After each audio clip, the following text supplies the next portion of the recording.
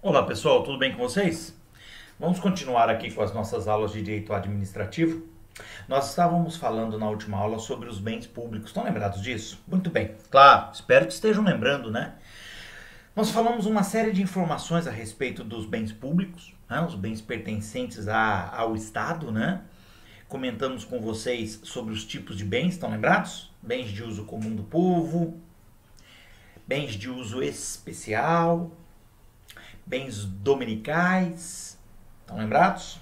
Importante a gente conhecer como é que funciona aí esses institutos. Nós vamos continuar com essa matéria.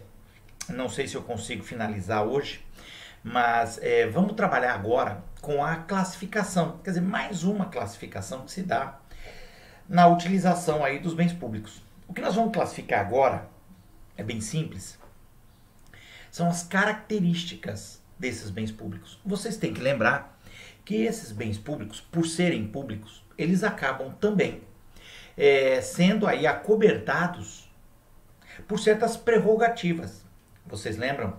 Nós já falamos aqui que a administração pública, enquanto administração pública, na busca do bem comum, da satisfação dos interesses públicos, dos interesses da coletividade, ele detém algumas condições especiais.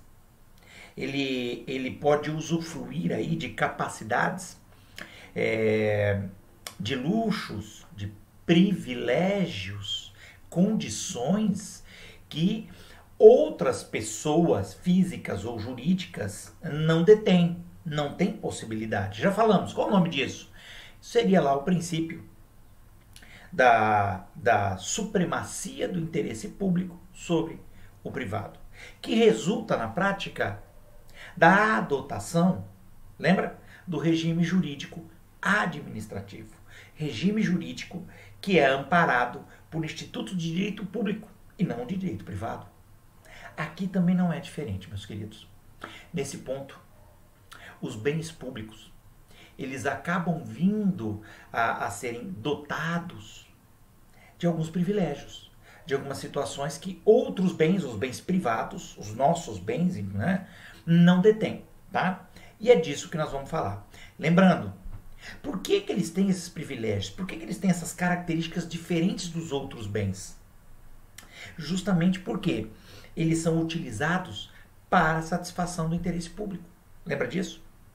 Um bem público, ele não pertence ao administrador, ao servidor público, ao agente público. Ele pertence ao Estado, isto é, ele pertence ao povo no final das contas. Tudo bem?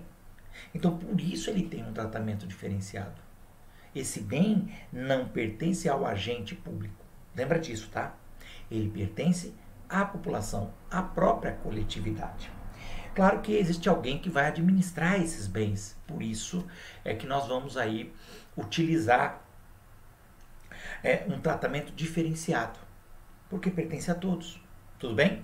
A coletividade. Boa. Vamos começar falando, dentre as características gerais dos bens públicos, da chamada limitação à alienabilidade. Onde é que eu vou achar isso, tio? Ó, pessoal, isso está no artigo 100 do Código Civil. Lembra que, como eu já falei anteriormente, nós não temos aí uma codificação específica para direito administrativo, né? Então a gente acaba utilizando vários institutos, várias normas, várias regras. Entre elas também aqui o Código Civil, porque o Código Civil trata, lembra? Quando fala de bens, de propriedade, de patrimônio. Muito bem. Não se pode aqui afirmar categoricamente que os bens públicos são inalienáveis. Inalienáveis, não. Uma vez que ocorre a desafetação, e uma vez realizada essa desafetação, permite a desclassificação do bem. Ele deixa de ser um uso aí, um bem de uso especial, e aí poderia ser permitida a sua alienação. Falamos disso na última aula. Afetação e desafetação é um dos pontos mais interessantes dos bens públicos, pessoal. Tome bastante cuidado, procure ler a respeito, se concentre nisso. É um ponto muito relevante, muito importante da nossa matéria, da parte de bens públicos, tá? Quando ele está afetado, lembra? Quer dizer que aquele bem público tem um uso, uma destinação especial específica. E neste caso, pela destinação, ele não poderia ser alienado. Quando eu falo alienação, lembra? Quer dizer, é a troca de propriedade.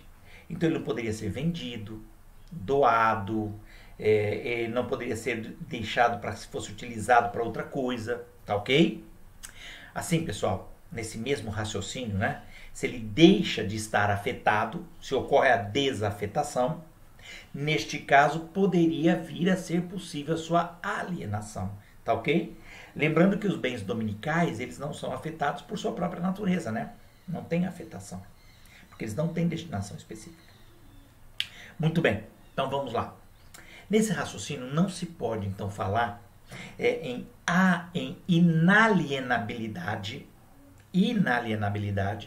Você não pode utilizar isso para os bens dominicais, entendeu? Pois estes já são passíveis de alienação, justamente por já existirem como desafetados, tá?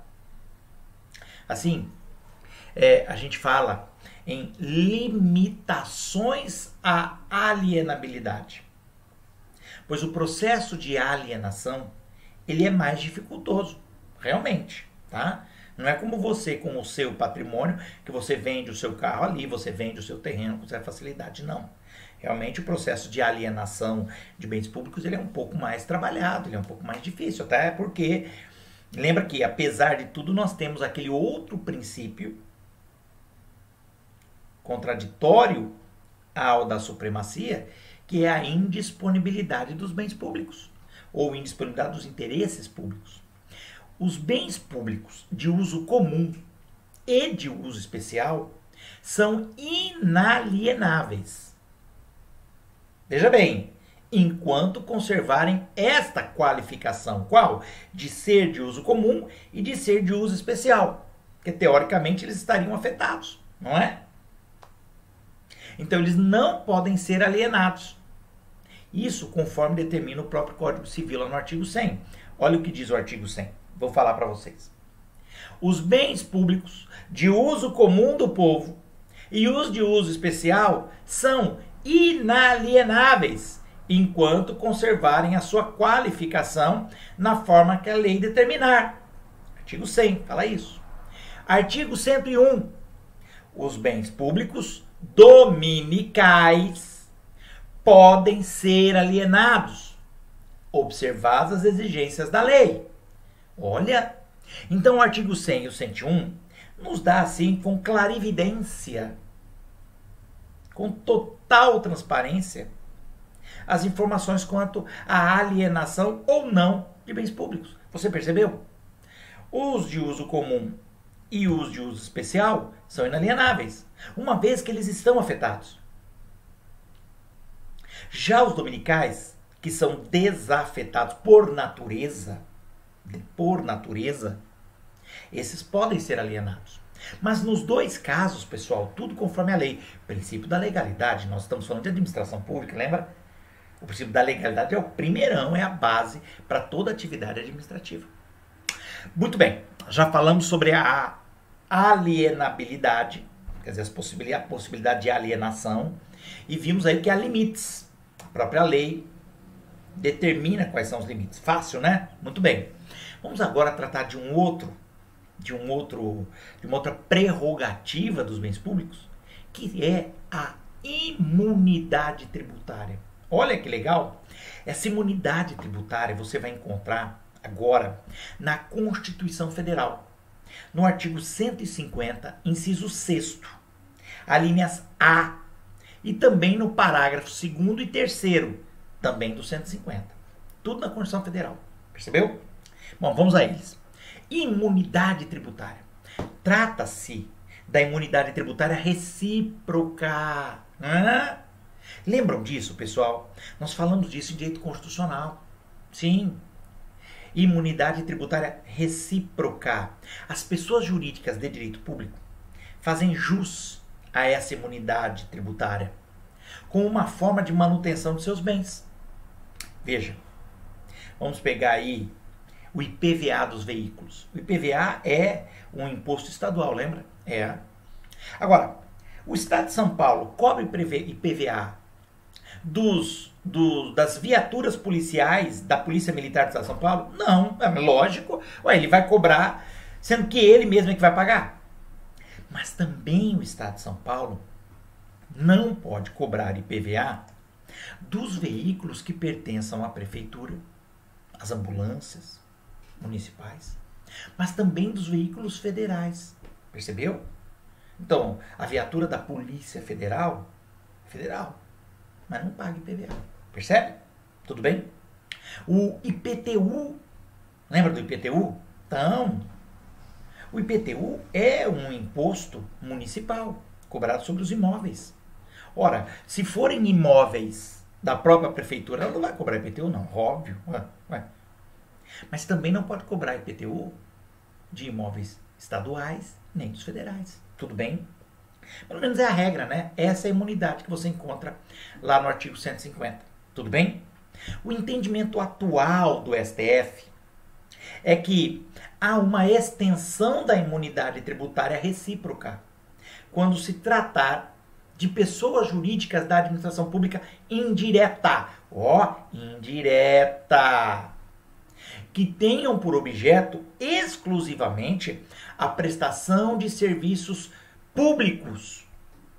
Os seus bens são equiparados a bens públicos. Então preste atenção.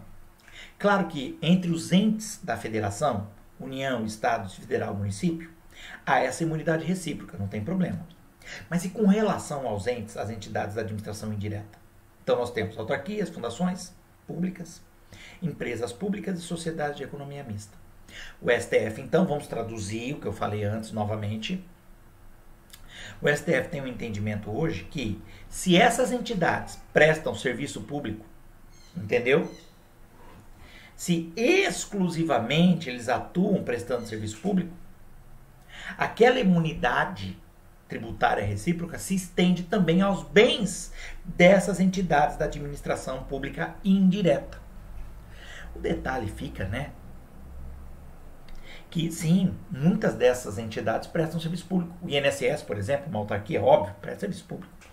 Mas e quando você vai lá para Petrobras, quando você vai para o Banco do Brasil, Caixa Econômica, eles só prestam serviços públicos? Não, né? A Caixa Econômica, em parte, é banco e cobra pelas suas atividades bancárias, né? Bom, então uma parte aí poderia ser cobrada. É situação bem interessante, né? Discutível. Daria até um bom trabalho, né? Muito bem, vamos ainda comentar que o STF, lá no STF, esse entendimento, pessoal, ele não é unânime, tá? Vamos deixar bem claro, não é unânime. De modo que foi dado em uma outra composição do STF, quer dizer, com outros ministros, né? Esse entendimento. Na visão de alguns doutrinadores, né? O fato de prestar serviços públicos não lhe dá nenhum status diferenciado. Não. Até porque a Constituição equipara a outras empresas. Não haveria, então, motivos para lhe atribuir uma imunidade, uma vez que eles visam, né, buscam, assim, como outras empresas, o lucro. Então, há uma parte da doutrina que fala, não. As entidades da administração indireta, elas não podem deter essa imunidade recíproca tributária, né? É porque, afinal de contas, elas visam lucro. Isso aí é muito discutível, tá, pessoal? Nós aqui teremos que falar novamente sobre as entidades da administração indireta. Você veja que algumas conseguem lucro, principalmente as de direito privado, né? Então você tem empresas públicas, sociedades de economia mista, que até têm lucro. Mas elas não foram criadas, lembra? Elas não foram criadas com o objetivo de lucro. Elas podem ter lucro. Podem ter lucro. Mas elas não foram criadas com esta finalidade. Mas e se tem lucro? Então, se tem lucro e ainda vai ter imunidade, então isso é muito discutível, tá? O STF firmou aquele entendimento, como eu falei para vocês. Só que esse entendimento é com um outro quadro que havia no STF. O que eu quero dizer com isso? Outros ministros. Eu não sei, não lembro de ter visto decisões atuais a respeito disso. É possível que hajam processos lá. Mas o STF, você sabe, ele está abarrotado de processos, de ações. E quais ele julga primeiro? As que ele quer. E ultimamente a gente tem visto que ele tem mais se preocupado em questões aí, em ações com aspectos mais políticos do que efetivamente técnicos, como seria esse caso, né? Tá? Da possibilidade de imunidade recíproca para também os entes da administração indireta. Fica aqui só um comentário, é para você ver que no STF, por enquanto, existe esse entendimento. Já a doutrina se degladia, tá? Eles não têm aí uma visão ainda pacífica sobre o assunto. Há uma certa controvérsia e é compreensível, tá bom? Muito bem. Fica aí o nosso comentário. Mas, a princípio, haveria sim essa imunidade também para os entes da administração indireta, tá? Boa! Outra característica, outro atributo dos bens públicos. Eles não estão sujeitos a uso capião. Isso aí também você vai encontrar no Código Civil, artigo 102. Pessoal, uso capião é uma forma de aquisição originária de um bem. Direito civil. Nesse sentido, se opõe à forma de aquisição derivada, que é proveniente de um outro dono. Haveria uma vinculação, né? Muito bem. Uso capião trata-se de aquisição originária, uma vez que ele se desenvolve pela posse do bem, de modo que ele trará a primeira aquisição do bem através desta posse. Você já viu isso em direito civil. Eu não quero aqui, novamente, ter que recapitular toda essa parte, né? Como vocês já viram, eu só estou relembrando a vocês. É tido como uma forma aí de propriedade, de aquisição originária, porque ele advém da posse. O sujeito é possuidor de um patrimônio, de uma propriedade por um determinado tempo, e a lei vai lhe possibilitar a aquisição. Ele passa a ser dono, então, daquela propriedade, daquele imóvel. Existe o uso capião até de imóvel, né? Mas de forma originária, como se não tivesse tido dono anteriormente. Interessante isso. Bom, mas de qualquer forma, vamos lá. A administração pública pode adquirir um bem por uso capião. Mas os bens públicos não estão sujeitos a uso capião. Percebeu? Porque são públicos. A única situação possível é a indenização em relação às benfeitorias que venham a ser realizadas no bem público. Tá certo? No tocante a uso capião, também cabe ressaltar a súmula 340, que eu já comentei na outra aula, né? A súmula 340 fala assim, ó, desde a vigência do Código Civil atual, os bens dominicais, como os demais bens públicos, não podem ser adquiridos por uso capião. Então tem súmula falando sobre isso. Então nem vamos discutir, né? Mas veja, isso aí acontece muito. Pessoal, bens públicos, infelizmente o Estado, eu já falei isso para você, ele tem tentáculos espalhados por todo lado.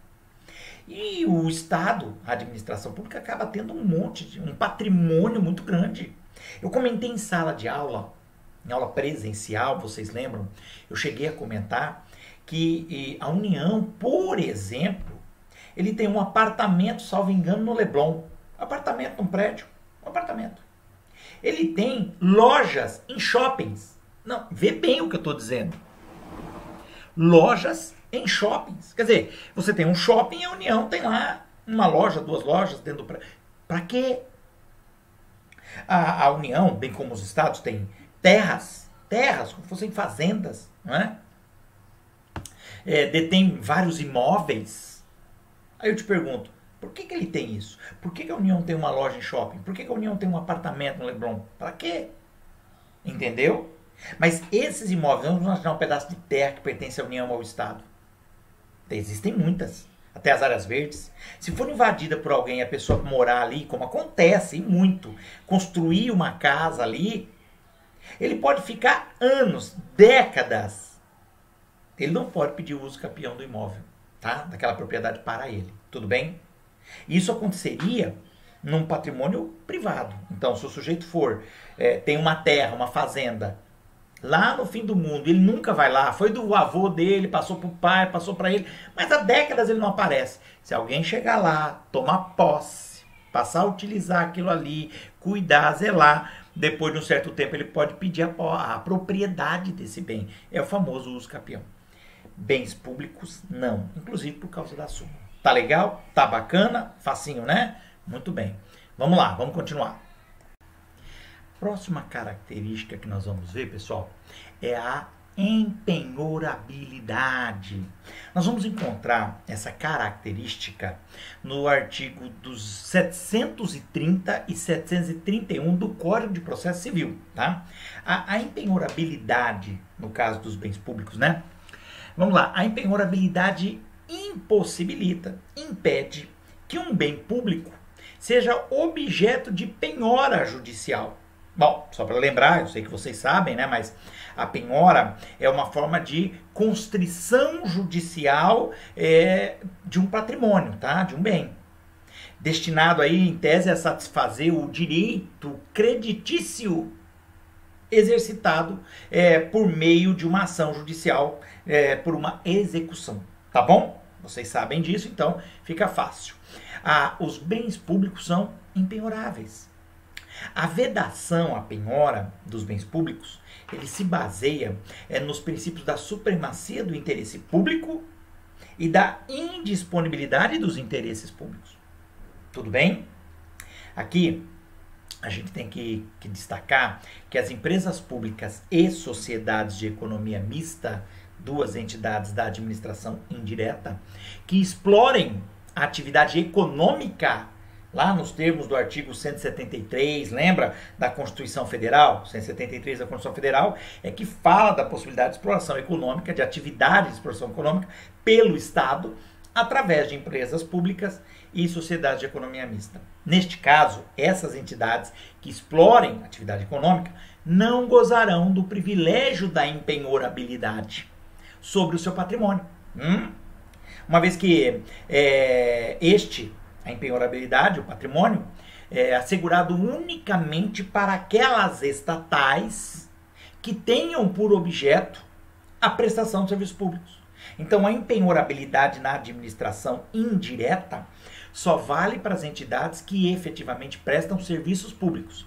Se elas existirem com a intenção, com base no artigo 173, de exploração da atividade econômica, os bens dessas entidades não estão acobertados pela empenhorabilidade. Pessoal, é compreensível, pensa bem. Muitas vezes você ganha uma ação contra o Estado. Maravilha, ganhei a ação. Então tá. E o Estado tem que te pagar lá um X. E se ele não paga? Entendeu? Se demora para pagar. Você lembra que dependendo do valor, os débitos, as dívidas judiciais da administração do Estado são pagas por meio de precatório, que demora pra caramba, tá? Muito.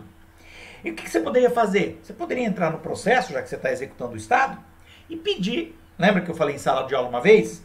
E pedir para penhorar uma ambulância. Falar, se ele me pagar, eu quero ambulância. Sempre quis dar rolê de ambulância. Eu quero uma viatura policial, é da hora, já pensou? Eu quero uma viatura da polícia. Se possível que tem sangue lá atrás, ó, tá vendo? Entendeu? Não precisa você dando um rolê com a viatura da polícia, cavando a polícia, da viatura da Polícia Federal. Entendeu? Claro que não seria possível esse tipo de penhora, porque os bens da administração pública do Estado não pertencem ao governador, ao prefeito, não, é do povo. Então você não pode penhorar esses bens, tá? Tudo bem? Bacana? Agora, de novo, se for uma entidade da administração indireta que explora a atividade econômica, aí esse privilégio, essa prerrogativa da empenhorabilidade não vai valer. Tudo bem? Tá legal?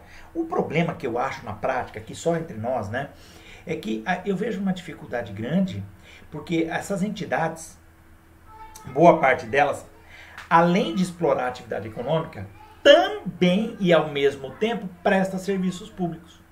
Pega lá a Caixa Econômica Federal. Ela, na prática, ela é uma entidade que presta serviços públicos. Na Caixa Econômica você pega o seu seguro-desemprego, você guarda lá seu fundo de garantia, você tem lá, por exemplo, a atividade de habitação a preços módicos, né? É pela Caixa. Tudo isso é serviço público. Tudo serviço público. Aquele dinheiro que o governo federal está dando, lembra os 600 conto? Talvez alguém tenha apego aí, né? Os 600 reais nesse momento aí de quarentena.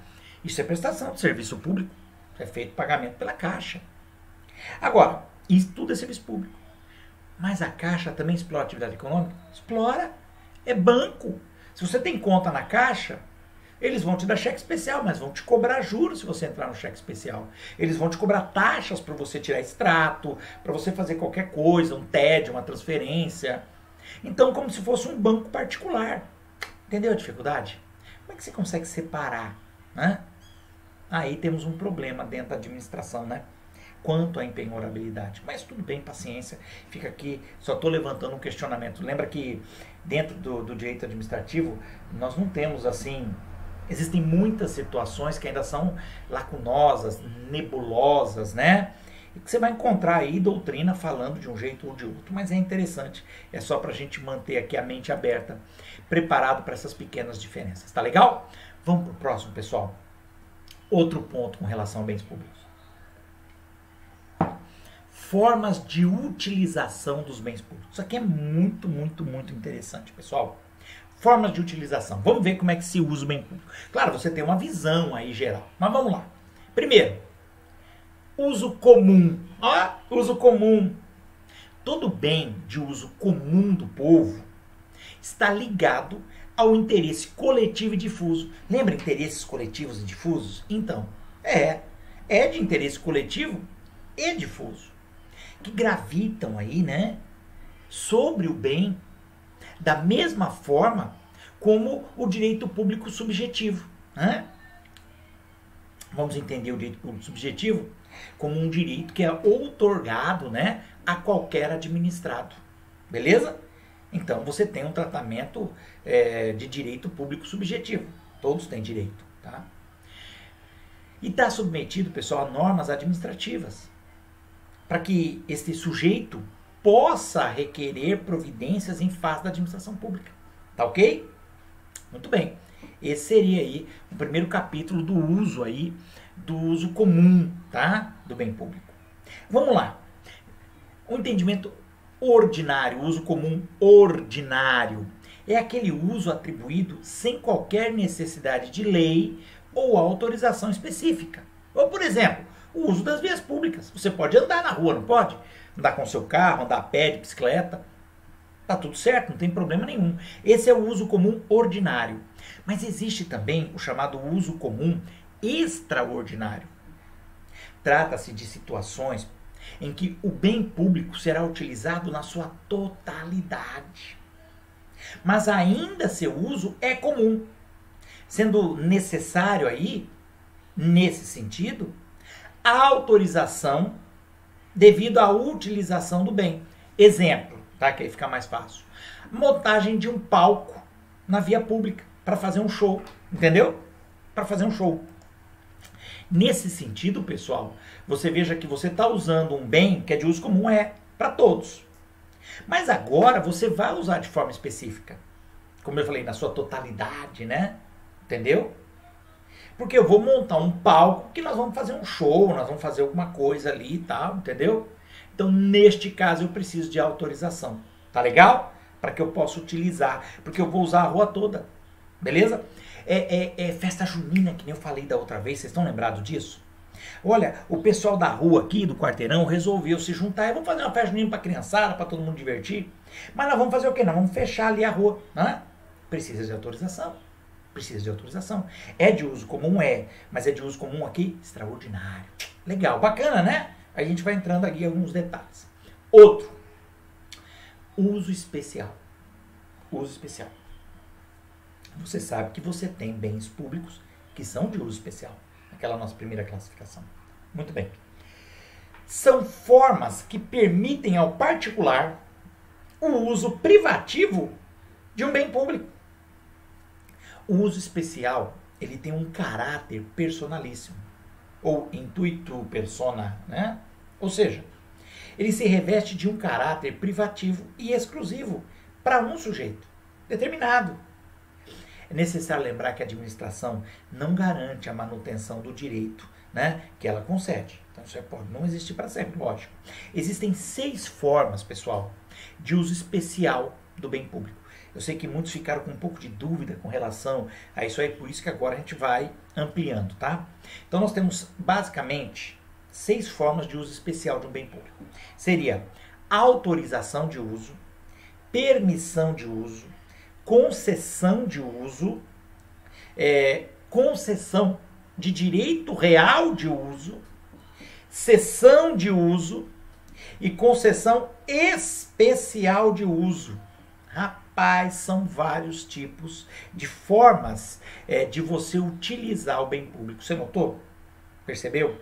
O uso especial, ele tem um tratamento diferente, né? Você nota que o uso especial, ele tem várias formas de ele ocorrer. Por isso é especial, tá? Muito bem. São várias as formas, certo? Nós vamos falar de cada uma delas, pessoal, tá? Com bastante calma e vagar. Mas eu vou deixar agora para falar isso na nossa próxima aula, tá legal? Eu tô indo devagar porque são muitas informações e são informaçõezinhas um pouco chatas, né? Bastante teóricas, nós estamos aqui lidando com muita teoria. E teoria a gente tem que assimilar. Então, nós vamos parar aqui nesse ponto, tá? Na próxima aula eu vou falar como se dá as formas desse uso especial de bens públicos. Tá legal? Beleza? Tô fazendo um vídeo mais curtinho, em contrapartida daqueles outros vídeos que eu fiz aí com mais de 1 hora, tá bom? Então, na próxima aula nós veremos essa forma especial, né? O uso especial de bens públicos, tá certo?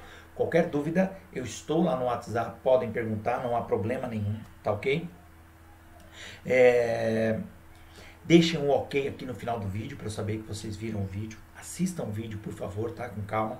Eu sei que a matéria é teórica, mas força na peruca, o vídeo não é muito longo, justamente para não cansá-los muito, tá legal? Por isso que eu não vou fazer ele tão... Porque tem gente que olha o vídeo, eu sei, tá? Vê lá 1 hora de vídeo, 1 hora e... que nem o outro, 1h20 de vídeo. O sujeito acaba não assistindo o vídeo todo. Então, o vídeo tá menor, tá mais fácil de assistir, você vai conseguir compreender de forma mais adequada. Tá legal? Beleza? Eu já enviei para vocês um material escrito, tá? Que tem aí uma série de informações a respeito do que nós estamos falando. Claro que não tem tudo, né? O vídeo e o material escrito se complementam, então tem que ter os dois. Tá legal? Bons estudos para vocês. Nos vemos na próxima aula. Fui!